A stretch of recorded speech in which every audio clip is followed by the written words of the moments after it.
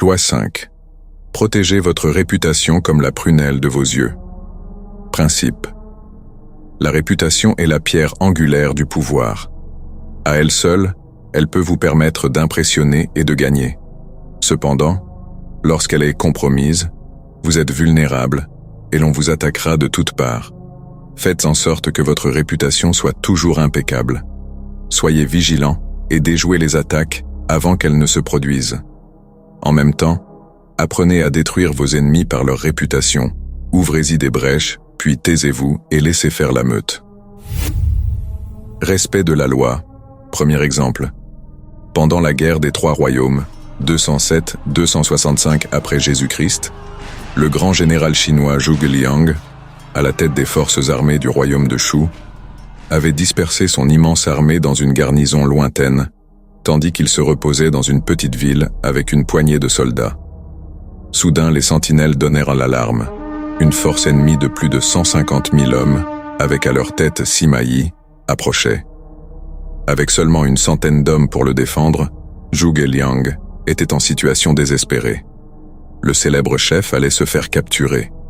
Sans se lamenter sur son sort ni perdre son temps à imaginer comment il avait été surpris, Zhuge Liang ordonna à ses troupes de baisser leurs drapeaux, d'ouvrir tout grand les portes de la cité et de se dissimuler.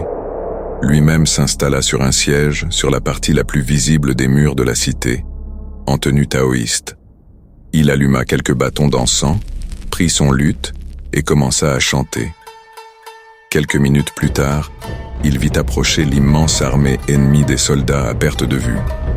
Faisant mine de ne pas les avoir remarqués, il continua imperturbablement à chanter et à jouer du luth. Bientôt, l'armée arriva aux portes de la ville. À sa tête se trouvait Sima Yi, qui reconnut immédiatement l'homme sur le rempart. Les soldats grillaient d'impatience d'entrer dans la ville aux portes largement ouvertes. Sima Yi hésita, les retint et observa Zhuge Liang toujours juché sur son perchoir. Puis il ordonna une retraite immédiate et précipitée. Interprétation. Zhuge Liang était surnommé « le dragon endormi ». Ses prouesses lors de la guerre des Trois Royaumes sont légendaires. Un jour, un homme prétendant être un lieutenant ennemi en fuite vint à son camp, lui offrant son aide comme informateur. Zhuge Liang flaira immédiatement le piège. C'était un faux déserteur qu'il fallait décapiter. Pourtant, au moment où la hache du bourreau allait tomber, Zhuge Liang proposa à l'homme de l'épargner s'il acceptait de devenir un agent double. Reconnaissant et terrifié, l'homme accepta. Il se mit à fournir de fausses informations à l'ennemi. Zhuge Liang gagna bataille sur bataille. Une autre fois, Zhuge Liang déroba un sceau militaire et, en fabriquant de faux ordres de route, envoya ses adversaires à l'autre bout du pays. À la faveur de l'éparpillement de leurs forces, il prit 3 villes et acquit ainsi le contrôle absolu du corridor menant au royaume ennemi. À une autre occasion, il répandit le bruit dans les rangs adverses que l'un de leurs meilleurs généraux était un traître, obligeant ainsi l'homme à s'enfuir et à rejoindre les forces de Zhuge Liang. Le dragon endormi cultivait soigneusement sa réputation d'homme le plus intelligent de Chine, un malin qui avait toujours plus d'un tour dans son sac.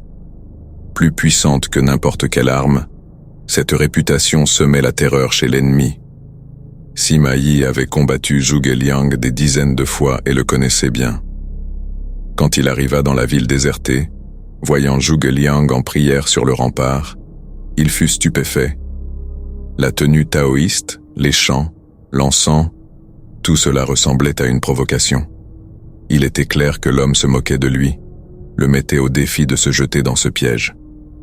Pourtant, la ruse semblait si évidente qu'un instant, Sima Yi pensa que Zhuge Liang était effectivement seul et désespéré. Mais sa crainte était si grande qu'il préféra ne pas courir le risque. Tel est le pouvoir de la réputation. Elle peut mettre une grande armée sur la défensive et même la forcer à se retirer sans que la moindre flèche soit tirée.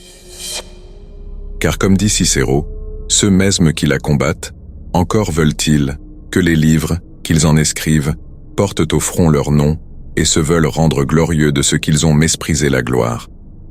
Toutes autres choses tombent en commerce. Nous prestons nos biens et nos vies aux besoins de nos amis, mais de communiquer son honneur et d'estrener autrui de sa gloire, il ne se voit guère. Montaigne, 1533-1592, essai. Respect de la loi, deuxième exemple. En 1841, le jeune P.T. Barnum essayait de se faire une réputation dans le monde américain du spectacle. Il décida d'acheter l'American Museum de Manhattan et d'y exposer une collection de curiosités qui assurerait sa renommée. Seul problème, il n'avait pas un sou. Le musée demandait 15 000 $, mais Barnum fit une proposition qui parut séduire ses propriétaires. En guise d'acompte, ils acceptèrent des dizaines de garanties et de références. L'affaire était presque conclue quand, à la dernière minute, le principal partenaire se ravisa et le musée, ainsi que toute sa collection, furent vendus au directeur du Peale's Museum. Barnum était furieux, mais, expliqua le vendeur, les affaires sont les affaires. L'American Museum avait été vendu au Peale's parce que ce dernier avait une réputation et que Barnum n'en avait pas. Barnum décida immédiatement qu'à défaut de réputation, son seul recours était de ruiner celle de l'adversaire. Il lança dans les journaux une campagne diffamatoire, traitant les propriétaires du Peale's de bandes de banquiers ratés qui n'avaient aucune idée de la gestion d'un musée ni des divertissements populaires. Il mit en garde contre l'achat des actions du Peale's dont la valeur allait forcément chuter puisque le musée dispersait ses ressources en achetant un autre établissement. La campagne fut efficace, les actions s'effondrèrent, et ayant perdu confiance dans la réputation et les résultats du Peale's, les propriétaires de l'American Museum revinrent sur leurs paroles et vendirent le tout à Barnum. Le Peale's mit des années à s'en remettre, mais ses directeurs n'oublièrent jamais ce que Barnum avait fait. Monsieur Peale en personne décida d'attaquer Barnum en se construisant une réputation d'amuseur de haut niveau. Les spectacles de son musée, proclama-t-il, étaient plus scientifiques que ceux de son vulgaire rival.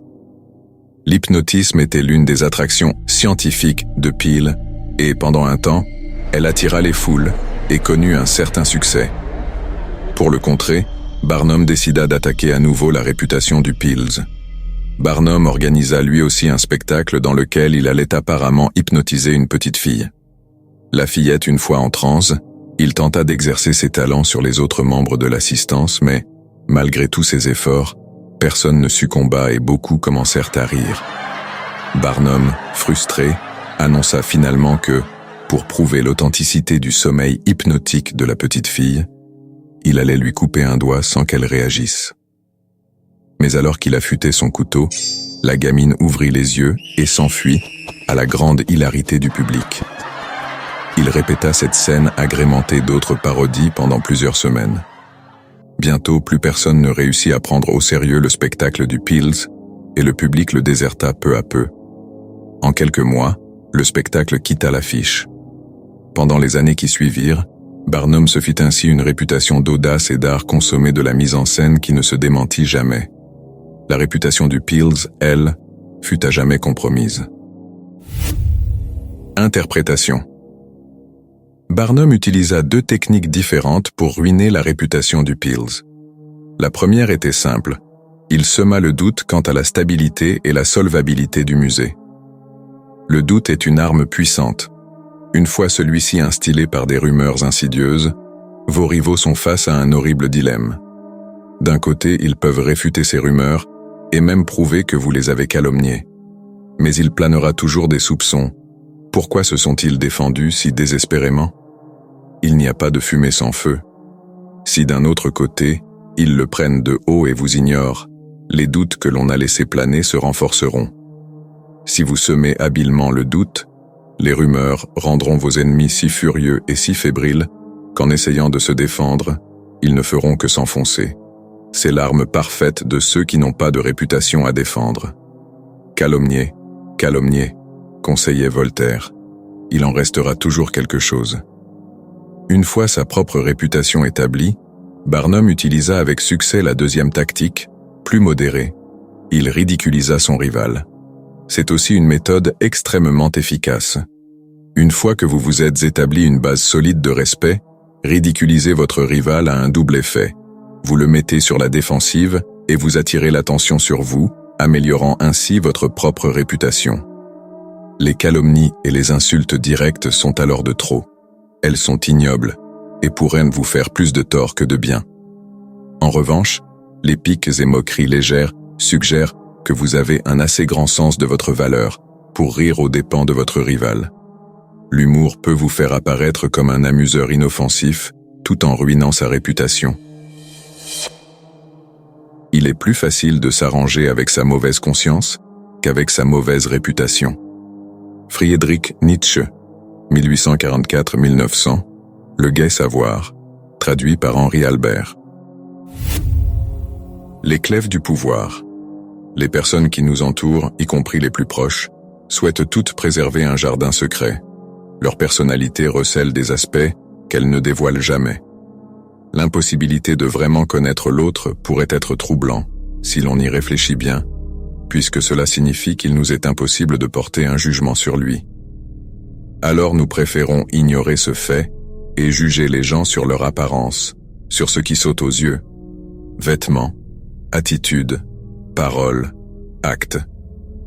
Dans le domaine des relations, inutile de se leurrer, les apparences sont le baromètre de presque toutes nos appréciations. Un faux pas, un changement d'apparence soudain ou insolite peuvent s'avérer désastreux.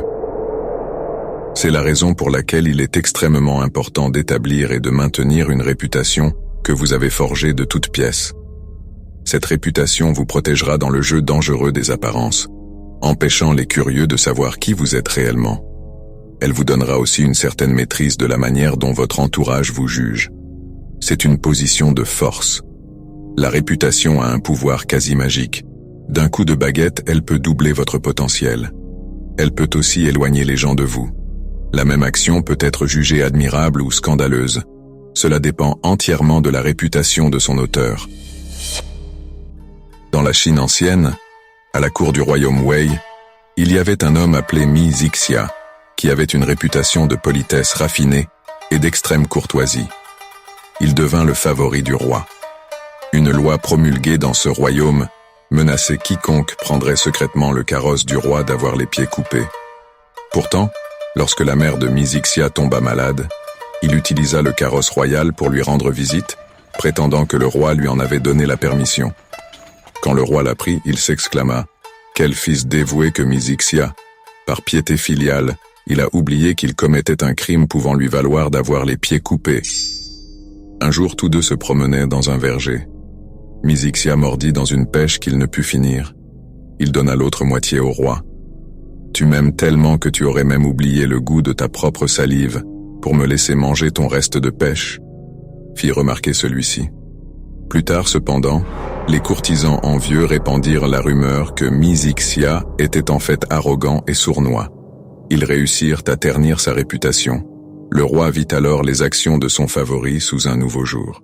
« Cet homme a pris mon carrosse en prétendant que c'était sous mes ordres », leur dit-il avec colère. Une autre fois, il a osé me donner une pêche qu'il avait déjà à moitié mangée. Les actes qui avaient charmé le roi quand Mi Zixia était son favori devenaient des griefs. Celui-ci n'avait dû qu'à sa renommée de ne pas être devenu infirme. Commencez par vous construire une réputation exceptionnelle, que ce soit de générosité, d'honnêteté ou d'astuce. Cette qualité vous distinguera des autres et fera parler de vous. Puis diffusez-la auprès du plus grand nombre de gens possible. Attention, avec subtilité, prenez soin de la construire lentement, sur des bases solides, et regardez-la s'étendre comme un feu de forêt. Une solide réputation accroît votre présence et décuple vos forces sans exiger de vous une trop grande dépense d'énergie. Elle peut aussi vous entourer d'une aura inspirant le respect et même la crainte. À la tête de l'Africa Corp pendant la Seconde Guerre mondiale, le général allemand Erwin Rommel se fit la réputation d'un fin stratège qui inspirait la terreur à ses ennemis. Même quand les chars du renard du désert ne se battaient en plus qu'à 1 contre 5, des villes entières furent évacuées à l'approche des panzers. Comme on dit, votre réputation vous précède, et si elle inspire le respect le plus gros du travail, est faite avant même que vous n'arriviez sur la scène ou que vous prononciez un seul mot. Votre succès dépend de vos triomphes passés. Henry Kissinger devait la réussite de la plupart de ses navettes diplomatiques à sa réputation d'homme capable d'aplanir les différends. Personne ne se sentait l'outrecuidance de ne pas se soumettre à ses avis. Un traité de paix semblait incontournable dès que son nom était prononcé au cours des négociations. Faites en sorte que votre réputation soit simple et fondée sur une seule solide qualité.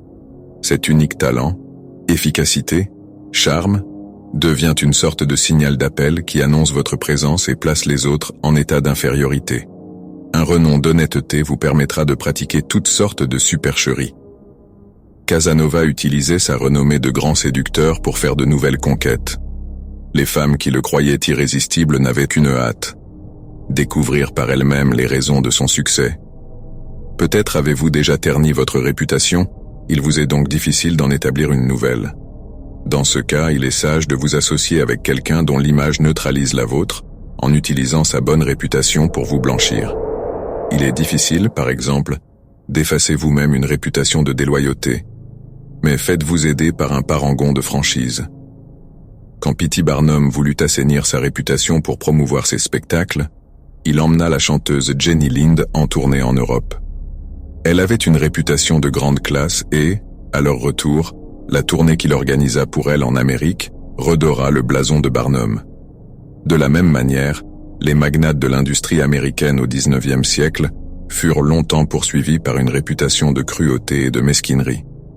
C'est seulement lorsqu'ils commencèrent à collectionner des œuvres d'art et que les noms de Morgan et Frick furent associés à ceux de Léonard de Vinci et Rembrandt qu'ils furent à même d'estomper leur image déplaisante. La réputation est un trésor dont il faut s'occuper sans cesse.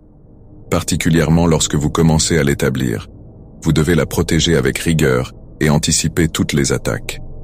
Une fois qu'elle est solide, ne vous laissez pas aller à la colère en cas de calomnie de la part de vos ennemis.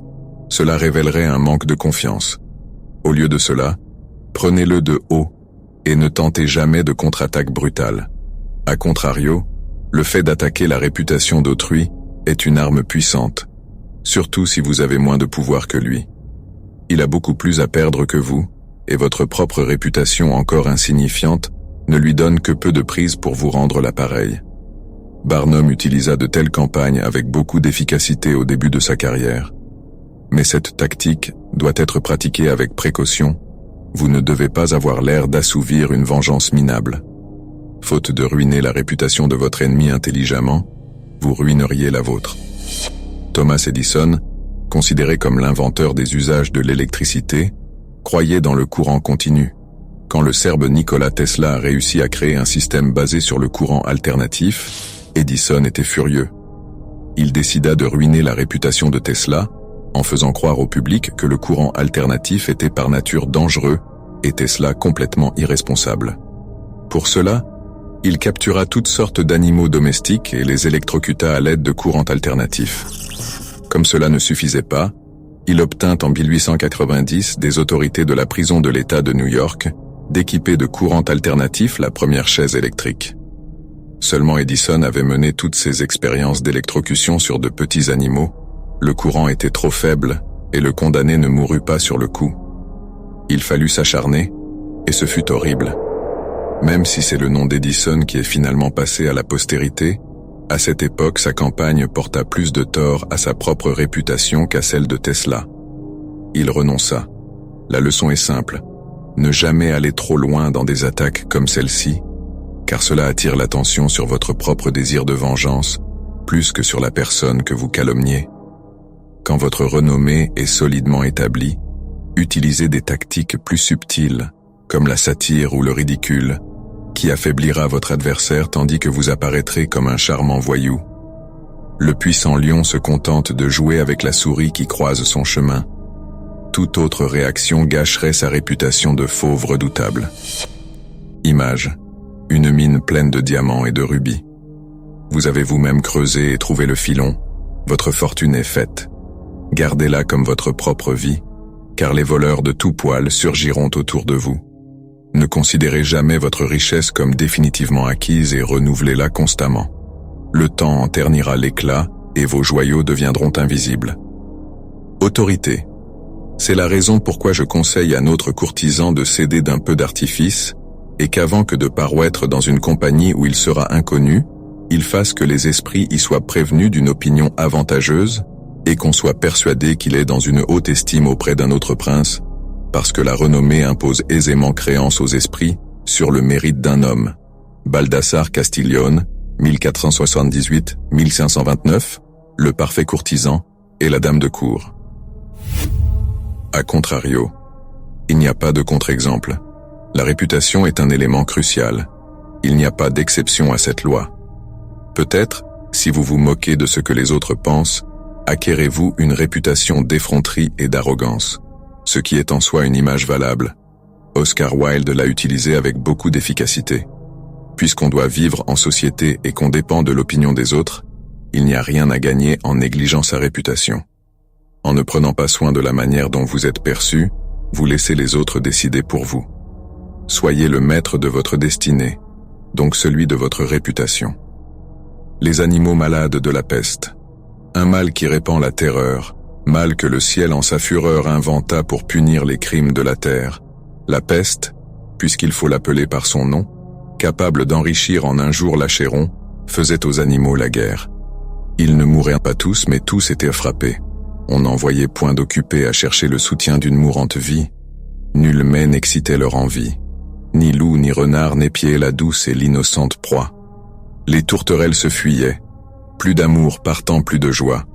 Le lion tint conseil et dit « Mes chers amis, je crois que le ciel a permis pour nos péchés cette infortune, que le plus coupable de nous se sacrifie au trait du céleste courroux, peut-être il obtiendra la guérison commune. L'histoire nous apprend quand de tels accidents ont fait de pareils dévouements. Ne nous flattons donc point. Voyons sans indulgence l'état de notre conscience. Pour moi, satisfaisant mes appétits gloutons, j'ai dévoré force moutons. Que m'avait-il fait? Nulle offense. Même il m'est arrivé quelquefois de manger le berger. Je me dévouerai donc s'il le faut, mais je pense qu'il est bon que chacun s'accuse ainsi que moi, car on doit souhaiter selon toute justice que le plus coupable périsse. Sire, dit le renard, vous êtes trop bon roi, vos scrupules font voir trop de délicatesse. Eh bien, manger mouton, canaille, sotte espèce, est-ce un péché? Non, non. Vous leur fîtes, Seigneur, en les croquant beaucoup d'honneur. Et quant au berger, l'on peut dire qu'il était digne de tout mot, étant de ces gens-là qui sur les animaux se font un chimérique empire. Ainsi dit le renard, et flatteur d'applaudir. On n'osa trop approfondir du tigre, ni de l'ours, ni des autres puissances, les moins pardonnables offenses. Tous les gens querelleurs jusqu'au simple matin, au dire de chacun, étaient de petits saints. L'âne vint à son tour et dit « J'ai souvenance qu'en un pré de moine passant, la faim, l'occasion, l'herbe tendre, et je pense quelques diables aussi me poussant, je tondis de ce pré la largeur de ma langue. Je n'en avais nul droit, puisqu'il faut parler net. À ces mots, on cria haro sur le baudet. Un loup quelque peu clerc prouva par sa harangue qu'il fallait dévouer ce maudit animal, ce pelé, ce galeux, d'où venait tout leur mal. Sa peccadille fut jugée incapendable. Manger l'herbe d'autrui, quel crime abominable. Rien que la mort n'était capable d'expier son forfait. On le lui fit bien voir. Selon que vous serez puissant ou misérable, les jugements de cour vous rendront blanc ou noir. Jean de La Fontaine, 1621-1695, Fable.